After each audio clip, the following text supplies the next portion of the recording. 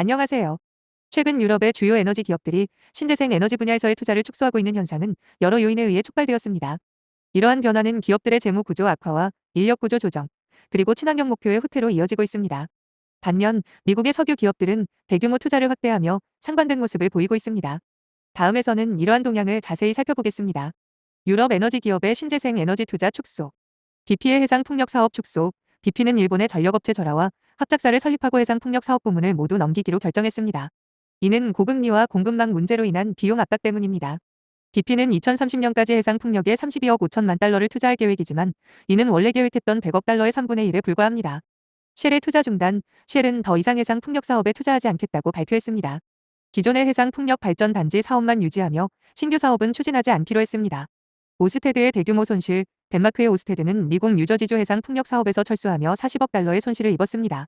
또한 유럽 최대 규모의 청정 수소 생산 프로젝트인 플래그십1 사업도 중단하였습니다. 친환경 목표의 후퇴. BP의 목표 수정.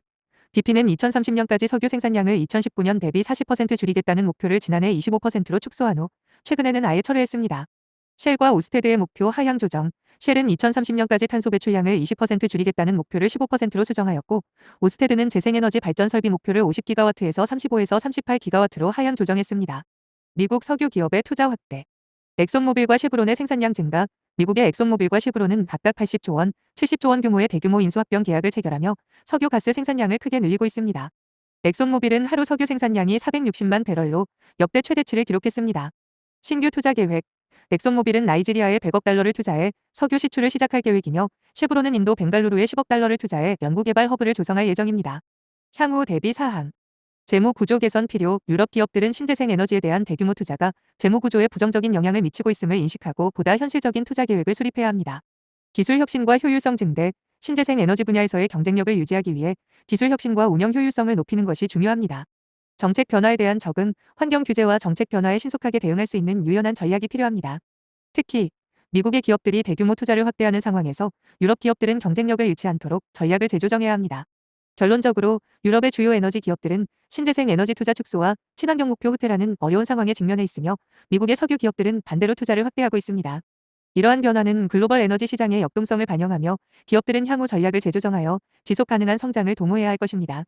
유럽의 신재생 에너지 기업들은 최근의 투자 축소와 시장 변화에 대응하기 위해 다양한 전략을 세우고 있습니다. 아래에서는 이들 기업들이 향후 어떤 방향으로 나아갈 것인지에 대한 주요 전략을 정리하였습니다. 1.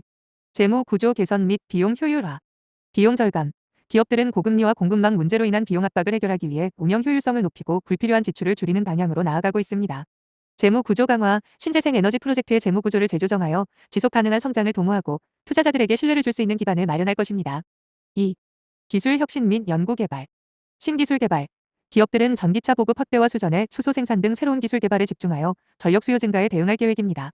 이는 변동성이 큰 재생 에너지를 안정적으로 공급하기 위한 필수적인 전략입니다. 디지털화. 데이터 분석 및 인공지능 AI 기술을 활용하여 운영 효율성을 극대화하고 예측 가능한 유지 보수 시스템을 구축할 것입니다. 3. 지속 가능한 에너지 믹스. 에너지 믹스 다변화. 태양광, 풍력, 수소 등 다양한 재생 에너지원의 조합을 통해 에너지 공급의 안정성을 높이고 특정 에너지원에 대한 의존도를 줄일 것입니다. 전통 에너지와의 통합. 일부 기업들은 기존의 석유 및 가스 사업과 신재생 에너지를 통합하여 보다 균형 잡힌 포트폴리오를 구축할 계획입니다. 4. 정책 변화에 대한 적응. 정책 모니터링. 유럽의 환경 규제와 정책 변화에 신속하게 대응하기 위해 지속적인 모니터링 체계를 구축할 것입니다. 이는 기업들이 변화하는 규제 환경에 적절히 대응할 수 있도록 도와줍니다. 5. 글로벌 협력 및 파트너십. 국제 협력 강화. 유럽 기업들은 다른 국가의 기업들과 협력하여 기술 및 자본을 공유하고 글로벌 시장에서의 경쟁력을 높일 것입니다. 합작 투자. 일본의 절하와 같은 기업과의 합작 투자를 통해 리스크를 분산하고 새로운 시장에 진입할 기회를 모색할 것입니다. 결론으로 유럽의 신재생 에너지 기업들은 재무 구조 개선, 기술 혁신, 에너지 믹스 다변화, 정책 변화에 대한 적응, 그리고 글로벌 협력을 통해 향후 전략을 세우고 있습니다. 이러한 전략들은 기업들이 변화하는 시장 환경에 효과적으로 대응하고 지속 가능한 성장을 이루기 위한 필수적인 요소로 작용할 것입니다. 앞으로의 에너지 시장에서 유럽 기업들이 어떤 성과를 낼지 주목됩니다. 한국의 신재생 에너지 정책도 살펴보겠습니다. 한국의 신재생 에너지 정책은 지속 가능한 발전과 탄소 중립 목표를 달성하기 위해 다양한 방향으로 나아가고 있습니다. 아래에서는 2024년을 기준으로 한국의 신재생 에너지 정책의 주요 내용과 방향성을 정리하였습니다. 1. 탄소 중립 목표. 2050 탄소 중립. 한국 정부는 2050년까지 탄소 중립을 달성하기 위한 로드맵을 수립하고 이를 위한 신재생 에너지 비중을 대폭 확대할 계획입니다. 이는 기후 변화 대응과 지속 가능한 발전을 위한 필수적인 목표입니다. 2. 재생 에너지 확대. 재생 에너지 비율 증가. 한국은 2030년까지 전체 전력 생산의 20%를 신재생 에너지로 충당할 계획입니다. 이를 위해 태양광, 풍력 등 다양한 재생 에너지원의 개발과 보급을 촉진할 것입니다. 해상 풍력 발전, 특히 해상 풍력 발전소의 건설을 통해 대규모 재생 에너지 생산을 목표로 하고 있습니다. 3. 정책 지원 및 투자 유치. 정부 지원 확대, 신재생 에너지 프로젝트에 대한 정부의 재정 지원과 세제 혜택을 확대하여 민간 투자를 유도할 계획입니다. 이는 기업들이 신재생 에너지 분야에 더 많은 자본을 투자하도록 장려하는 데 중요한 역할을 할 것입니다. 국제 협력.